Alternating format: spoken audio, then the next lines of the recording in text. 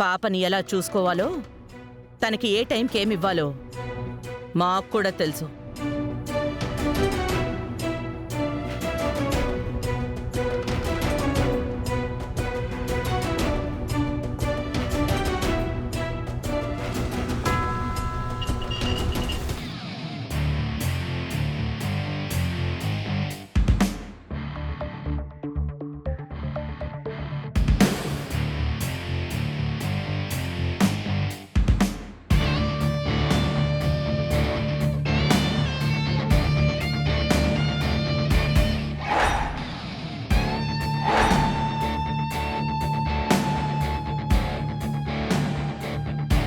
అంబిక, సహస్రాకి ఆడపిల్ల పుట్టి మనకి మంచిదైంది.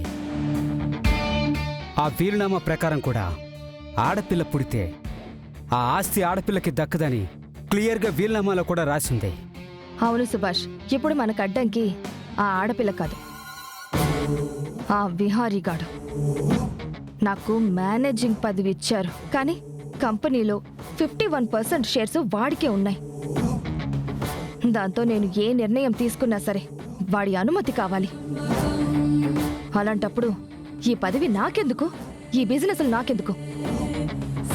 వీటన్నిటికీ సొల్యూషన్ ఒకటే అంబిక. నీకు ఆస్తులకి బిజినెస్లకి సంబంధించి పవర్ ఆఫ్ అటార్నీ నీ పేరు మీద వస్తే చాలు. ఇక ఎవరి నిర్ణయం అవసరం లేదు, ఎవరి అనుమతి అక్కర్లేదు. అవును సుభాష్, విహారి నుంచి ఎలాగైనా సరే పవర్ ఆఫ్ అథారిటీని మనకి వచ్చేలా చేసుకోవాలి.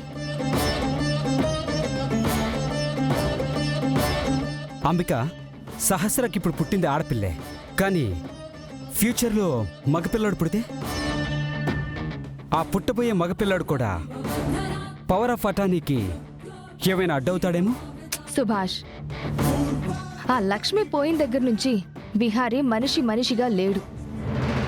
ఎప్పుడూ ఆ లక్ష్మి గురించే ఆలోచిస్తూ ఆ జ్ఞాపకాలతోనే ఉంటున్నాడు. అలాంటివాడు మళ్ళీ సహస్రతో మగబిడ్డని కనే ఛాన్స్ అస్సలు లేదు. ఆ సంగతి తర్వాత ఆలోచించొచ్చు. ముందు పవర్ ఆఫ్ అటార్నీ ఎలా తీసుకురావాలో, ఎలా వాడి నుంచి మనకు రావాలనేది దాని గురించి ఆలోచించాలి. అవునమ్మిక, అదొక్కటే ఇంపార్టెంట్. ఆ పవర్ ఆఫ్ అటార్నీ లేకపోతే నీకు నీ మేనేజింగ్ చైర్మన్ పొజిషన్కి ఎలాంటి వాల్యూ ఉండదు. ముందు ఆ పవర్ ఆఫ్ అటార్నీ గురించి ఆలోచిద్దాం.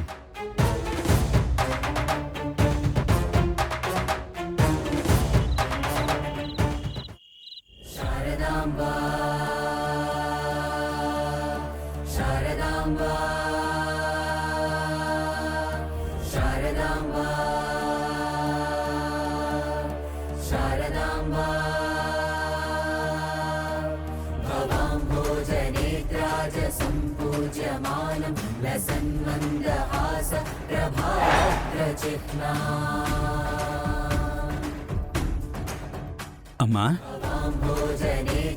మిమ్మల్ని చూస్తుంటే ఈ ఊరి మనుషులా కనిపించట్లేదు. ఏ ఊరు మీది? ఈ ఊళ్ళో మీకెక్కడా ఆశ్చర్యం దొరకలేదు అనిపిస్తుందమ్మా. మీరిద్దరూ ఈ పసిపిల్లాడితో పాటు ఈ గుళ్ళో ఈ రాత్రికి ఉండండమ్మా. ఆ శివయ్య చింతన ఉంటే మీకెలాంటి చింత ఉండదు. పంతులు గారు, ఎక్కడుండాలో ఏం చెయ్యాలో తోచనప్పుడు మీరు నిజంగా ఆ శివయ్య పంపించినట్టే వచ్చి మాకు సాయం చేస్తున్నారు. అయ్యో, దీందే ఉందమ్మా. మీరు చక్కగా నిరభ్యంతరంగా ఇక్కడే పడుకోవచ్చు. మీరు పడుకునే ఏర్పాట్లు చేసుకోండి. ఈలోపు సాయంకాలం నైవేద్యంగా చేసిన ప్రసాదం ఉంది, అది పంపిస్తాను. అది తినేసి మీరు చక్కగా విశ్రాంతి తీసుకోండి. అలాగే పంతులు గారు.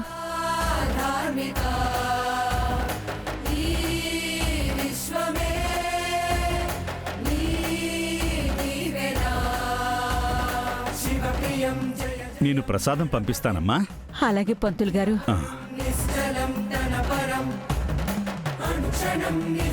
ఏ దిక్కు లేని వాళ్ళకి ఆ దేవుడే దిక్కని నువ్వు చెప్పిన మాట నిజమే సిరి.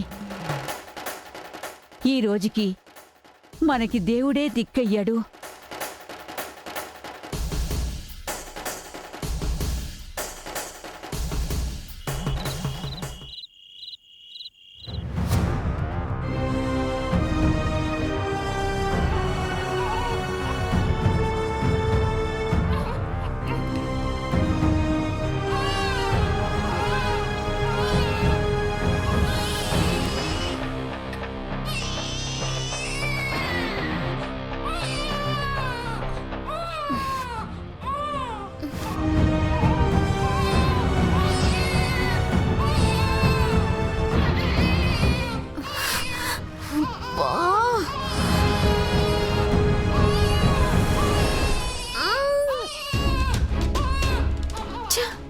నన్ను నిద్రపోనివ్వట్లేదు. పద్దాకా ఏడుస్తూ ఉండటమే.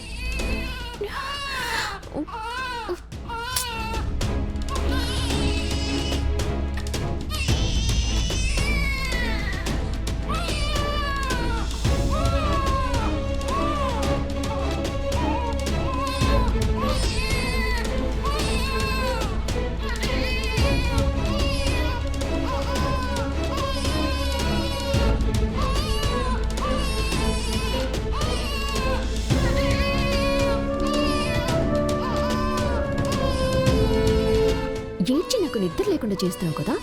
ఇప్పుడు నువ్వు ఎంత ఏడ్చి గీ పెట్టినా నాకు వినపడదు. ఇలాగే ఏడు.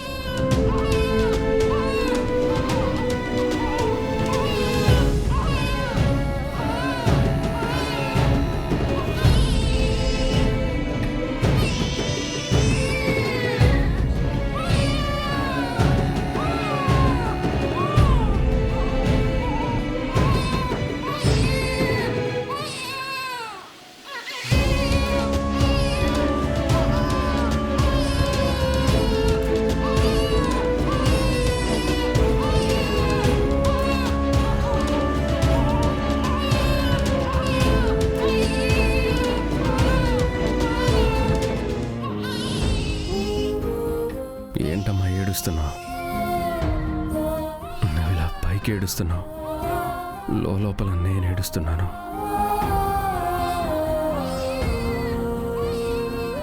నా బాధ వేరు, నీ బాధ వేరు, కానీ మనిద్దరి కన్నీరు ఒక్కటే.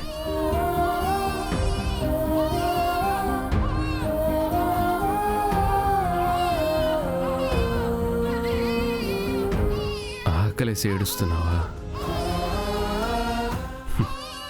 నీ ఏడుపు నాకు తప్పించి ఎవరికీ వినిపించట్లేదా?